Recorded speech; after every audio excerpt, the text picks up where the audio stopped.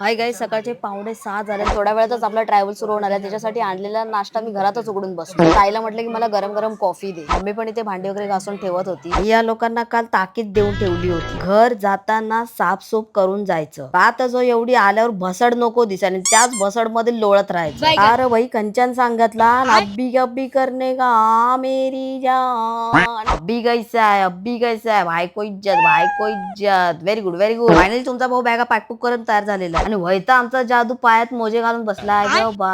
हे शूज जे घातलेत ना, ते शोकेस मध्ये शोपीस ठेवण्यासाठी आणले होते, जे की मी बोलून बोलून आता घातलेले. लेकिन वो खुद से मानने के लिए रेडी नहीं थी. खुद को ये पहनना था जो की तुम्हारे भाई ने मना करके रखा है. चला फायनली निघालो, पण त्याचा हा गजकरण करून घेतला तर हालायला नाही होत का डुलायला नाही होत. नक्की याचा वापर होईल का नाही ताच जो नाही माहित. आता बोरीला उतरलोय खरं, मम्मी आम्हाला रेमटवत चालली. मम्मीला बोल रिक्षाने जा, मी आला रिक्षाने जातेला. वाजलेत बरोबर 11:15 आणि जस्ट आपण आता एसटी पकडलेले. आता थेट महाबळेश्वर जायंगे लाला. पेंडला गाडी थांबले, म्हटलं मम्मीला चहा घेऊन जाऊया. तर बाय की 20 रुपयाचा चहा. पोहोचलोय माणगावला, पण ह्याच्या आईची याच्याला काय झालं काय ते नाही रे. चल रे, हा झाला वर्षभर असंच करत.